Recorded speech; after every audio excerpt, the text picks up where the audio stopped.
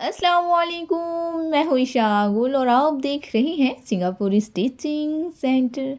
आज की वीडियो शुरू करने से पहले दुरूद इब्राहिमी पढ़ लीजिए ताकि अल्लाह रहमान आपके सीखने और मेरे सिखाने में बरकत अता फरमाए।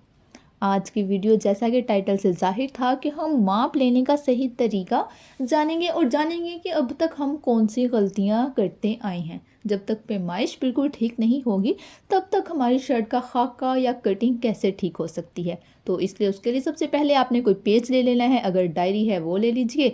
और उसके बाद एक मार्कर सिर्फ मैं यूज़ करूँगी, आपने मार्कर यूज़ नहीं करना क्योंकि भूल जाते हैं, किसी कपड़े के पास खुला रह जाता है मार्कर और फिर रंग छोड़ देता है, बहुत ख़राबी होती है। आपने कोशिश करनी है लेड पेंसिल या बॉल पेन ही यूज़ करें। तो हमने अपना एक सूट ले लेना है जिसकी हम पैमाइश उतारना चाहते हैं, वो सूट ले लेना है। और इसका बात का ख्याल रखना है सूट ज़रा सुथरा हो और इस्त्री विस्त्री भी हुआ हो, क्योंकि बहुत ज़्यादा गुछ मुछ हुआ होगा अगर, तो बहुत ज़्यादा बल आए होंगे तो ठीक से पैमाइश नहीं होगी। पैमाइश का असूल ये है कि सबसे पहले लंबाई पैमाइश करते हैं। फिर बेशक पजामा हो, शर्ट हो, कोई भी चीज़ हो, पहले उसकी लंबाई उतारते हैं। तीरे की सिलाई जैसा कि बिल्कुल उसके बराबर हमने अपना इंच टेप रखना है और ऐसे पैमाइश कर लेनी है। 38 इंच मेरी लंबाई है, मुझे तो ज़ुबानी याद है लेकिन आपको दिखा रही हूँ कि 38 इंच 38 इंचज़ हमारी लंबाई तैयार है इस शर्ट की। तो ये देखिए मैं दोबारा पैमाइश कर रही हूँ, आपके लिए सिर्फ 38 इंचज़ लंबाई तैयार है। ठीक है, लंबाई आपकी जितनी तैयार है, जितनी भी शर्ट की तैयार है उतनी हमने कर लेनी है। उसके बाद हम चौड़ाई पैमाइश करेंगे। चौड़ाई पैमाइश के मुतालिक मैं आपको बता दूं, अगर नीचे आपने ऐसे पल्टा लगाया हुआ है या लगाई हुई है कोई लेस या पाइपिंग, तो उसकी वजह से दामन सिकुड़ जाता है, तो हम दामन की पैमाइश नहीं करेंगे। जैसा कि आप वीडियो में देख रहे हैं कि थोड़ा सा फ़र्क आ गया है, दामन सिकुड़ गया है, बाकी शर्ट थोड़ी सी उससे खुली है क्योंकि यहाँ पे सिलाई लगी हुई थी, पल्टा लगा हुआ था जिसने उसे खुलने नहीं दिया। इसलिए हम चौड़ाई दामन से पैमाइश नहीं करेंगे बल्कि कुछ इंचेस 2 से 3 इंचेस ऊपर से पैमाइश करेंगे। फिर देखेंगे कि हमारा दामन कितना बनता है और उसे हम अपनी डायरी पर नोट कर लेंगे। यहाँ पे दामन 20 बना था। अब हम लिखेंगे कमीज़ की लंबाई। पहले अपना नाम लिखिए अगर आप अपनी पैमाइश कर रहे हैं या अपने किसी कस्टमर की पैमाइश कर रहे हैं, उसका पहले ऊपर नाम लिखिए। उसके बाद हम कमीज़ की लंबाई लिखेंगे कि हमारी कितनी लंबाई है। लंबाई हमारी 38 इंचज़ हुई थी, है ना, याद है ना आपको कि 38 हुई थी। उसके बाद हम चौड़ाई लिखेंगे, कमीज़ की चौड़ाई, और वो हुआ था 20 इंच।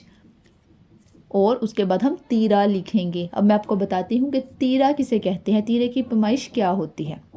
ये देखिए हमने लिख लिया लंबाई, चौड़ाई और अब तीरा। तीरा भी मैंने साथ ही लिख दिया। सबसे पहले हम अपनी कमीज़ को फैला लेंगे, उसकी सारी सेटिंग कर लेंगे। गला बिल्कुल खोल नहीं देना, बिल्कुल स्क्वेयर नहीं देना। गले की ओरिजिनल जो शेप है हम उसमें रखेंगे, यानी कि गले की जो असल शेप है हम उसमें गले को सेट करेंगे। और कंधे की जो सिलाई है उस सिलाई से लेकर, यहाँ पे जो सिलाई होती है उस सिलाई से लेकर दूसरी सिलाई तक हमने ऐसे पैमाइश करना है। तीरे को कभी भी हाथ में रख कर पैमाइश नहीं करना, हाथ में पकड़ कर पैमाइश नहीं करना कि आप कहें कि हाथों में पकड़ के कर लें। हमेशा ज़मीन पर रख कर तसल्ली के साथ आपने इसको सेट करके उसके बाद तीरे की पैमाइश करनी है। ये बात नोट कर लें, तीरा हमेशा ज़मीन पर सेट करके उसके बाद पैमाइश होता है। अच्छा जी, तीरा हमने नोट कर लिया। अब हम पैमाइश करेंगे कंधे की। कंधा गुलाई का आपको पता ही है, इसे कंधा बोलते हैं। एक इसको सेट कर लेंगे, सिलाइयाँ इसकी बिल्कुल ठीक से पकड़ लेंगे ताकि अंदर को मुड़ा हुआ ना हो कपड़ा। अच्छे से पकड़ने के बाद हम एक सिलाई से लेकर तीरे की सिलाई तक इसकी पैमाइश कर लेंगे। अब हम देखेंगे हमारा कितना कंधा हुआ। 8 इंचज़ हमारा कंधा है, यानी कि 8.25 हो रहा है। इसका मतलब ये थोड़ा खुल गया है, 8 इंचज़ पैमाइश होती है। तो 8.5 से कम है, इसका मतलब कि 8 है। ठीक है, तो यहाँ से लेके यहाँ तक हमने कंधे को बहुत खींचना नहीं है, बहुत नरमी के साथ उसकी गुलाई वाली शेप के साथ हमने अपना कंधा पैमाइश करना है। और हमने उसकी 8 इंचज़ खुलाई लिख ली है कि हमारा कंधा इतना है। अब हम लिखेंगे चेस्ट, वेस्ट और हिप। अच्छा, अभी मैं आपको बताती हूँ कि चेस्ट की पैमाइश कहाँ से करते हैं, वेस्ट की कहाँ से करते हैं और हिप की कहाँ से करते हैं। ये देखिए हमने लिख लिया है, आपने भी सेम ऐसे ही नोट कर लेना है हर चीज़ को। और उसके बाद आपने चेस्ट के लिए अपनी शर्ट को ऐसे पकड़ लेना है, नीचे फैला के करना चाहे नीचे फैला के कर लें, लेकिन हाथों में पकड़ के ज़्यादा आसानी रहती है। हाथ में पकड़ के करेंगे तो ज़्यादा अच्छी पैमाइश होगी। तीरे के अलावा आपने बाकी तमाम शर्ट की लंबाई, चौड़ाई, चेस्ट वेस्ट सब कुछ आपने हाथों में पकड़ कर ही करना है, एक बगल से लेकर दूसरी बगल तक, यानी कंधे से नीचे से हमने पकड़ना है, जहाँ पे कंधे का एंड है वहाँ से लेकर दूसरे कंधे तक हमने पैमाइश की है और हमने देख लिया कि हमारी कितनी बनती है। 19 इंच बन रहा है, ठीक है, 19 इंच बन रहा है। मैंने नीचे लटाकर भी जब किया तो उतना ही बन रहा था। उसके बाद हमने कमर की पैमाइश कहाँ से करनी है, अब ये मैं आपको बताती हूँ। कमर की पैमाइश आपने अपने चेस्ट से 6 से 7 इंचेस नीचे आना है, जहाँ पे खम होता है। खम का पता है ना, जहाँ हम खम सा ख़वातीन खम देती हैं वहाँ से कमर होती है। वो कमर जो होती है वो चेस्ट से तकरीबन 6 इंचेस नीचे होती है। आपने 6 इंचेस नीचे आना है और वहाँ से पैमाइश करनी है और वो कमर होगी, ठीक है। और हिप कहते हैं इसे, यहाँ से जहाँ से साइड सिलाई ख़त्म हो जाती है और चौक शुरू हो जाते हैं वहाँ से हम हिप पैमाइश करते हैं। यहाँ से हम हिप पैमाइश करेंगे। ये देखिए, हाथ में पकड़ कर भी कर लिया, नीचे रख कर भी कर लिया, और जो जो आया था वो हम सब नोट कर लेंगे। जो चेस्ट थी वो 19 इंचेस थी, ठीक है, और जो वेस्ट थी यानी कि कमर थी वो 16.5 थी, और अब हिप पैमाइश कर रहे हैं 19.5 है, ठीक है। ये बातें आपने याद रखनी है। चेस्ट और हिप एक जैसे भी हो सकते हैं, मतलब 19 ही चेस्ट हो 19 ही हिप हो, ऐसा भी हो सकता है। और हिप की चौड़ाई ज़्यादा भी हो सकती है, ठीक है। मतलब कि 19 की बजाय 19.5 की बजाय 20 या 21 भी हो सकते थे। तो हमने चौड़ाई भी उतार ली, लंबाई भी उतार ली, चेस्ट वेस्ट हिप भी उतार लिया, सारा कुछ हम लिख चुके हैं। अब यहाँ पे मैं आपको बता दूँ कि जो दामन होता है वो हिप से कभी भी कम नहीं होता। सुकड़ने के बाद लेस वगैरह लगी हो तो सुकड़ने के बाद कम हो सकता है, लेकिन कटिंग करते हुए आपने ये गलती कभी नहीं करनी, या पैमाइश करते हुए ये बिल्कुल नहीं ऐसा सोचना कि पैमाइश करते हुए तो हिप की निस्बत दामन कम था तो हम कम ही रख लेते हैं, सारी शर्ट का बेड़ा गर्क हो जाएगा। तो आपने ये बात याद रखनी है, हिप और दामन बराबर हो सकते हैं लेकिन दामन हिप से कम नहीं हो सकता, दामन हिप से ज़्यादा हो सकता है। यानी हिप की अगर चौड़ाई 20 इंचेस है तो दामन 21 या 22 तो हो सकता है, लेकिन दामन कभी, हिप अगर 20 इंचेस है तो दामन कभी 19, 19.5 या 19.25 नहीं हो सकता। ये बात नोट कर लें कि दामन और हिप बराबर हो सकते हैं, दामन हिप से ज़्यादा हो सकता है लेकिन दामन हिप से कभी भी कम नहीं हो सकता चौड़ाई में। अब हम बाजू की पैमाइश करेंगे। बाजू की लंबाई मेरी 22 इंचेस है क्योंकि मेरे बाजू लंबे हैं, और इसको भी हम नोट कर लेंगे कि हमारे बाजू की लंबाई कितनी है। आजकल वैसे भी 3/4 बाजू आ रहे हैं, पैमाइश कर भी ले लंबाई, उसके बावजूद जो हमारे पास शर्ट सिलने के लिए आती है उसकी लंबाई हमेशा कम ही बनती है, बहुत मुश्किल हो जाती है। पैच वगैरह हम लगा सकते हैं, चौड़ी लेस लगा सकते हैं। उसके बाद हमने बाजू की चौड़ाई या खुलाई, ठीक है, खुलाई भी कह लेते हैं, आगे हिस्से की चौड़ाई भी कह लेते हैं कि अगले हिस्से की चौड़ाई कितनी है भाई। तो हमने अब ये पैमाइश करनी है। ये आप देख ही रहे हैं कि बिल्कुल स्ट्रेट बाजू है, इनकी कोई शेप नहीं है, 7.5 इंचेस इनकी खुलाई है। तो हमने इतना ही लिख लेना है क्योंकि इसकी अब शेप नहीं है। लेकिन बहुत सारे बाजू हैं जिनकी शेप होती है, जिनका खम होता है, जिनको स्पीकर या बेल बाजू भी कहते हैं, यहाँ से खम होता है। तो हमने यहाँ से बाजू की खुलाई लिखनी है और आगे आपने लिखना है कि इतनी फिटिंग है। यानी कि अगर आपके पास फिटिंग वाले बाजू हैं यानी कि शेप वाले बाजू हैं तो पहले हमने लिखना है बाजू की खुलाई, उसके बाद हमने वहाँ से फिटिंग पैमाइश करनी है जहाँ से खम हो, और वहाँ से हमने लिख लेना है कि बाजू की यहाँ से इतनी फिटिंग है। अच्छा जी, अब हमने काफ़ी चीज़ें तो पैमाइश कर ली हैं, तकरीबन हर चीज़ ही पैमाइश हो चुकी है। तो 2 चीज़ें रह गई हैं, साइड सिलाई रह गई है और हमने अपने गले की पैमाइश भी देख लेनी है। आपके पास फर्स्ट टाइम कस्टमर आया है या आपका अपना गला है तो आपने पैमाइश उतारनी है, तो आपने कैसे पैमाइश उतारनी है मैं आपको बताती हूँ। ये देखिए, गले को बिल्कुल सेट करके उसकी ओरिजिनल शेप में रख लेना है, और उसके बाद उसकी हमने देखनी है कि ये बिल्कुल इसकी हम लंबाई और चौड़ाई कैसे उतारें। चौड़ाई 8 इंचेस है इसकी। ये देखिए, यहाँ से हमने इंचेस टेप बिल्कुल सीधा रखा और इसमें देख लिया कितना है। 3 इंचेस की लंबाई है और 8 इंचेस इसकी खुलाई है। लंबाई 3 इंचेस है, लेकिन जब हम चेपी बुकरम का काटेंगे तो 3.5 इंचेस काटेंगे, क्योंकि आधा इंच तो चला जाएगा सिलाई में, तीरे की सिलाई में आधा इंच चला जाता है। तो इसलिए जितनी हम लंबाई पैमाइश करेंगे गले की उससे आधा इंच ज़्यादा रखेंगे, ठीक है। अब ये जो हमारे पास माप है ना, इसे बोलते हैं तैयार माप, तैयार पैमाइश। यानी कि जो बाद में हम सिलाइयों का रखेंगे, जो हम कटिंग करते हुए रखेंगे, वो सब सिलाइयों का हम बाद में रखेंगे। वो नेक्स्ट क्लास में मैं आपको बताऊंगी कैसे रखना होता है, ठीक है। ये हमारा तैयार माप हम उतार रहे हैं, इसमें कुछ भी ऐड नहीं कर रहे। साइड सिलाई सबसे ज़रूरी चीज़ है। साइड सिलाई ये देखिए 13 इंचेस बन रही है मेरी साइड सिलाई, 13 इंचेस बन रही है। कंधे की सिलाई से लेकर यहाँ तक हमने, ये चौक तक हमने पैमाइश करनी होती है अपनी साइड सिलाई। उसके बाद जहाँ तक खम है आप ये भी नोट कर सकते हैं कि ये खम कितना आ रहा है। तो आप इसको भी लिख सकते हैं, वरना ज़रूरत नहीं होती। जब मैं आपको जब हम बाकायदा स्केच बनाएंगे शर्ट का तो मैं आपको बता दूंगी कि इस खम की पैमाइश कैसे की जाती है, इसके निशान लगाने की क्या क्या तरीक़ाकार है, ये सब भी मैं आपको बता दूंगी। फ़िलहाल तो हम जस्ट साइड सिलाई ही नोट करेंगे कि साइड सिलाई इतनी बनती है। वैसे तो लंबाई और चौड़ाई के बाद साइड सिलाई चेस्ट वेस्ट के साथ ही मुझे लिख लेनी चाहिए थी, लेकिन मेरे दिमाग से निकल गया, मैं भूल गई, तो मैं अब नोट कर रही हूँ साइड सिलाई, इसलिए मैं इनके बराबर में लिख रही हूँ। चेस्ट वेस्ट वाला के बराबर में लिख रही हूँ कि ये साइड सिलाई है। ये देखिए, ये हमारा तैयार माप है, हम इसे तैयार माप कहेंगे क्योंकि हमने इसमें कुछ ऐड नहीं किया सिलाई वगैरह का, जितनी हमारी पैमाइश पड़ी थी हमने उतना किया। ठीक है, अब हमारे पास है ट्राउज़र। वही हम फॉर्मूला अपनाएंगे कि सबसे पहले हम लंबाई पैमाइश करेंगे, लंबाई पैमाइश करेंगे, उसके बाद हम चौड़ाई पैमाइश करेंगे, हर चीज़ पैमाइश करेंगे। अब हमने अपने ट्राउज़र को जो साइड वाला हिस्सा होता है ना, साइड वाला हिस्सा होता है ट्राउज़र का, हमने वहाँ से पैमाइश करनी है या हमने सेंटर में से करनी है। लेकिन कमीज़ की जो लंबाई होती है ना, वो हम तीरे के दरमियान में से पकड़ते हैं, जो एक हिस्से का तीरा होता है ना उसके दरमियान में से हम पकड़ते हैं, वहाँ से लंबाई पैमाइश करते हैं। जैसे मैं ट्राउज़र के सेंटर में से पैमाइश कर रही हूँ, 37 इंचज़ लंबाई आई है इसकी, 37 इंचज़ लिटा के, और उसके बाद अपने हाथों में पकड़ के भी आपने दोनों तरीक़ों से पैमाइश करना है। और जो थोड़ा सा ज़्यादा होगा वो वाला नोट करना है, कम वाला नोट नहीं करना। और अगर लचक वाला कपड़ा, और जैसे लीलन वगैरह इसमें काफ़ी लचक होते हैं, तो इसको खींच खींच के पैमाइश नहीं करना। पैमाइश हर चीज़ की हम लोगों ने नरमी के साथ ही करनी होती है, ठीक है, ताकि उसकी ओरिजिनल शेप या ओरिजिनल हमारे पास हर चीज़ मौजूद हो। ये ट्राउज़र की लंबाई थी, ये 37 नोट कर ली है। उसके बाद हम लिखेंगे इसकी खुलाई, म्यानी, पैंचा और अलास्किट। ठीक है, ये सब कुछ हमने लिख लेना है और नोट कर लेना है। अब ये क्योंकि स्ट्रेट पजामा है, इसको पैंट पजामा भी बोलते हैं, इसकी खुलाई कम होगी। आम ट्राउज़र मेरे पास कोई मौजूद नहीं था, पैंट ट्राउज़र ही आजकल ट्रेंड में है, तो पैंट ट्राउज़र की ही पैमाइश फ़िलहाल मैं उतार रही हूँ। आम ट्राउज़र की पैमाइश उतारने का भी यही तरीका है। अब हमने इसकी खुलाई ले ली है, खुलाई हमने पैमाइश कर लेनी है, और उसके बाद म्यानी करते हैं। पैंचा गलती से मैंने यहाँ पे लिख दिया था, अच्छा जी, क्योंकि हमारा अपना ही है, हमने म्यानी पहले लिख लिया, पैंचा पहले लिख लिया, कोई बात नहीं। लेकिन पहले असूल के मुताबिक हमें म्यानी लिखनी चाहिए थी, तो हम म्यानी लिख लेंगे, पैंचा लिख लेंगे, और उसके बाद अलास्किट लिख लेंगे। अलास्किट तो अगर आप डालते हैं घर वाली ही, जो आम अलास्किट नॉर्मली हम गिरा लगा लेते हैं जिसकी, तो वो ज़रूरी नहीं होता उसे नोट करना।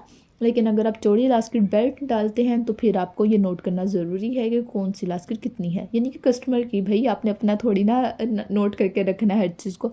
ये म्यानी है, यहाँ तक हमने म्यानी पैमाइश कर लेनी है। 14 इंच स्टैंडर्ड साइज़ होता है। जो लोग बनाते हैं ना म्यानियाँ 15 इंच, 16 इंच, 17 इंच, वो बहुत गलत करते हैं, बहुत ही गलत बात है। बिल्कुल भी कंफर्टेबल नहीं पजामा रहता, बहुत ज़्यादा मसला होता है, शलवार हो, ट्राउज़र हो, पजामा हो। म्यानी 13.5 से 14 इंच ही स्टैंडर्ड साइज़, ज़्यादा से ज़्यादा भाई 15 इंच रख लो। ये 17-18 वाला हिसाब मुझे आज तक समझ नहीं आया। बहुत से लोग समझते हैं कि म्यानी ज़्यादा रखने से शलवार खुली रहती है, कंफर्टेबल रहती है, तो ये बिल्कुल गलत कॉन्सेप्ट है। इस बात को जहन से निकाल दें कि म्यानी बड़ी रखने से शलवार की खुलाई के साथ कोई ताल्लुक़ है। यह बेल्ट है, मैं जैसे कि पहले ही बता चुकी हूँ कि अगर तो बेल्ट है, मतलब इलास्टिक सिलाई करनी है आपने ट्राउज़र के अंदर ही, तो पैमाइश कर लें। लेकिन अगर आप लोग आम इलास्टिक डालते हैं या आपकी कस्टमर आम इलास्टिक डालती है, तो फिर पैमाइश करने की ज़रूरत नहीं है, वो तो ख़ुद ही डाल लेंगे ना। तो जब हमने स्टिच करना हो तो फिर ज़रूरी होता है कि हम इलास्टिक डाल के दें। तो हमने पूरे शर्ट की और ट्राउज़र की पैमाइश उतार ली है। एक दफ़ा मैं आपको फिर कुछ चीज़ें बता दूँ, कुछ टिप्स दे दूँ ताकि आप लोगों को याद रहे। हाँ जी, अब हम बनाते हैं स्केचिंग, ताकि आप लोगों को मैं अच्छे से रिपीट कर दूँ कि किन चीज़ों के अबाउट मैंने बताया था, क्या चीज़ें आपने नोट करनी है, कौन सी ज़हन नशीन करनी है। ठीक है, बहुत सारी बातें होती हैं, छोटी छोटी चीज़ें होती हैं जो हम याद नहीं रखते, लेकिन अगर वो हम याद कर लें तो हमारे बहुत फ़ायदेमंद हो जाती हैं। अगर हम नोट कर लें तो हमारे लिए सारी उम्र के लिए ये वाली टिप्स बहुत यादगार रह जाती हैं। छोटी छोटी बातें हैं, मैं आपको बता रही हूँ, ये आपको कोई भी अदारा नहीं बताएगा। हो ही नहीं सकता कि लोग आपको इतनी छोटी छोटी बातें नोट करवाएं।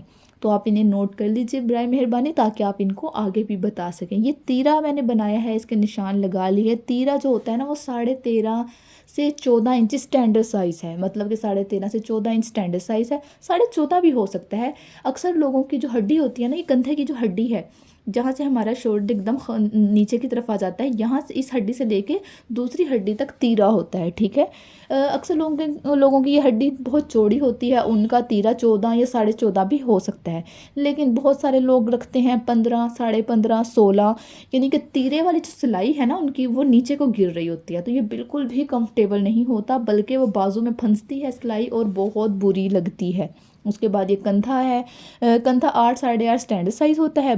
उसके अलावा अगर आप बहुत हेल्दी हैं तो आपका 9, 9.5, 10, 11 भी हो सकता है, लेकिन नॉर्मल 8 से 8.5 कंधा होता है, ठीक है। ये जब हम बनाएंगे ना स्केच, उसके बाद मैं आपको बताती रहूँगी पैमाइश के हिसाब से कि इनकी पैमाइश कितनी थी, कितना कंधा था।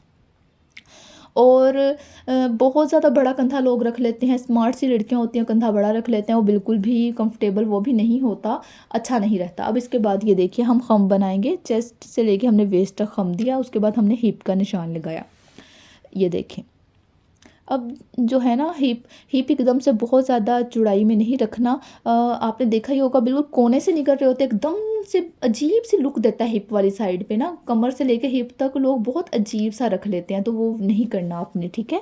तो अच्छा मैं यहाँ पे आपको बताऊँ, ये जो मैंने खम दिया ना कमर का, अच्छा ये जो साइड सिलाई है कंधे से लेकर चौक तक, ये 13 हो सकती है, 13.5, 12, ये हाइट के हिसाब से होती है, ठीक है। उसके बाद ये जो कमर है ना, चेस्ट से लेकर ये कमर तक, ये स्टैंडर्ड साइज़ होता है 6, 6.5, 6, 6.5 स्टैंडर्ड साइज़ होता है। खम तक जो हमने निशान लगाना होता है ना, वो स्टैंडर्ड साइज़ होता है 6 से 6.5। आपने ये भी नोट करके डायरी में लिखना है कि आपका कितना है। अच्छा, उसके बाद अगर तो आपकी हाइट ज़्यादा है, आप लंबे हैं, तो आपका ये वाला हिस्सा ना जो इसका लंबाई ज़्यादा होगी, मतलब कि 7 होगी, 6.5 की बजाय आप 7 होगी। लेकिन आपकी हाइट ज़्यादा है, उसके बाद आपकी चेस्ट भी हैवी है, यानी कि हाइट भी ज़्यादा है और चेस्ट भी हैवी है, तो 7.5 भी ये हो सकती है। उसके बाद अगर आपकी चेस्ट ज़्यादा हैवी है, ज़्यादा भारी जिस्म है, तो 8 भी हो सकती है, ये वाली साइड सिलाई 8 भी हो सकती है। कंधे से लेकर कमर तक ये जो लंबाई है ये 8 तक भी जा सकती है। मेरी एक कस्टमर है, उनकी 8.5 हम रखते हैं, क्योंकि उनकी हाइट भी लंबी है और उनकी चेस्ट भी बहुत हैवी है, जिसकी वजह से ये वाली चीज़ हम लोग ज़्यादा रखते हैं। अक्सर लोग ये बहुत कम रख लेते हैं, जिसकी वजह से एकदम से बुरी सी फिटिंग आती है कि चेस्ट पे बहुत दबाव पड़ता है और ओरिजिनल शेप ख़राब हो जाती है, तो इसलिए मैं आपको ये चीज़ें बता रही हूँ। बाकी जब हम बनाएंगे ना स्केच शर्ट पर नेक्स्ट क्लास में, तो आपको ये चीज़ें दोबारा रिपीट कर दूँगी। ये हिप है, हिप का मैं पहले भी बताया था कि जो दामन और हिप होता है ना, ये दोनों बराबर होते हैं। अगर बराबर रख सकते हैं, लेकिन अगर आपने बराबर नहीं रखना तो दामन आप ज़्यादा रख सकते हैं, 1 इंच, 2 इंच, 3 इंच, जितना आप रखना चाहें। ए शेप की शर्ट जब चलती थी तो कितनी ज़्यादा खुलाई दे देते थे शर्ट को, तो दामन और हिप बराबर हो सकते हैं। दामन हिप से ज़्यादा हो सकता है, लेकिन दामन हिप से कम नहीं हो सकता। दामन हिप से कम नहीं हो सकता, ऐसा नहीं हो सकता दामन हिप से कम हो। तो अगर लेस वगैरह लगाई है, कोई पल्टा शल्टा लगाया है, कोई चीज़ लगाई है, तो दामन की चौड़ाई कम हो जाती है बार सिलाइयाँ लगने से या धुलने से, तो हमने 3-4 इंचेस ऊपर से दामन की पैमाइश करनी है, ठीक है। ये सब चीज़ें आपने नोट करनी है। और उसके बाद आप शर्ट की शेप देखें, जो हिप की चौड़ाई है और जो चेस्ट की चौड़ाई है, वो दोनों मैंने बराबर तकरीबन रखी है।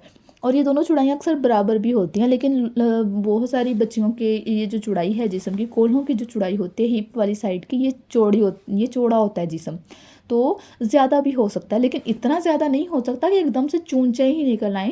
एक शेप है हमारी बॉडी की, तो हम जब सूट सिलाई करते हैं ना, तो अपनी बॉडी की शेप का सत्यानाश कर देते हैं, ख़राब कर देते हैं। आपने देखा होगा ना कितने अजीबो गरीब झल्ले से बना देती हैं ख़वातीन, सीते हुए, कटिंग करते हुए एकदम से कोने से निकाल देती हैं हिप से, तो वो बिल्कुल भी कंफर्टेबल नहीं होता। तो यहाँ जो मैं चेस्ट लिख रही हूँ कि एक कंधे से लेकर दूसरे कंधे तक चेस्ट होती है, और यहाँ पे जो खम होता है कंधे से लेकर 6-7 इंच नीचे की तरफ जो खम होता है वो वेस्ट कहलाती है, और उसके बाद जहाँ पे साइड सिलाई ख़त्म होती है वो हिप होता है। अगर आपको इन सब चीज़ों में कोई बात नहीं समझ में आई तो आप मुझसे कमेंट सेक्शन में पूछ सकते हैं कि पैमाइश की कौन सी बात कहाँ पे मैंने कैसे लिखी है, क्यों लिखी है, क्या वजह थी। कोई भी सवाल आप लोग मुझसे पूछ सकते हैं। अब मैं इन चीज़ों के नाम लिख रही हूँ, साइड सिलाई, तीरा, कंधा, हर चीज़ की नाम भी लिख रही हूँ। अब आपने बिल्कुल सेम इसी तरह अपना नाम लिखना है डायरी पर और उसके बाद अपनी एक एक चीज़ नोट करते जाना है और लिखकर एक क्लियर सी पिक लेकर मुझे अपने व्हाट्सएप ग्रुप में सेंड करना है, ताकि मैं आपका पैमाइश देखूं और आपको बताऊं कि आपकी पैमाइश में कौन कौन सी गलतियां आ रही हैं। तो ये सब चीज़ें मैंने आपके साथ शेयर की हैं। ये पैमाइश उतारने का सबसे आसान और इजी तरीका था। इसके बाद नेक्स्ट हमने जब स्केच बनाना है शर्ट पर, तब मैं आपको बताऊंगी दोबारा सी चीज़ें प्रैक्टिकली रिपीट होंगी। अभी तो मैं आपको ज़ुबानी बता रही हूँ ना स्केच बना के, तो प्रैक्टिकली रिपीट करेंगे हम ये सब चीज़ें, चेस्ट वेस्ट कंधा सर चंधा कैसे हमने ये सब चीज़ें करना है। तो उम्मीद है आपको अब तक पैमाइश उतारने का तरीका तो समझ में आ ही गया होगा। तो मिलते हैं इंशाल्लाह रहमान नेक्स्ट क्लास में। तब तक के लिए दुआओं में याद रखिएगा। अल्लाह हाफिज़।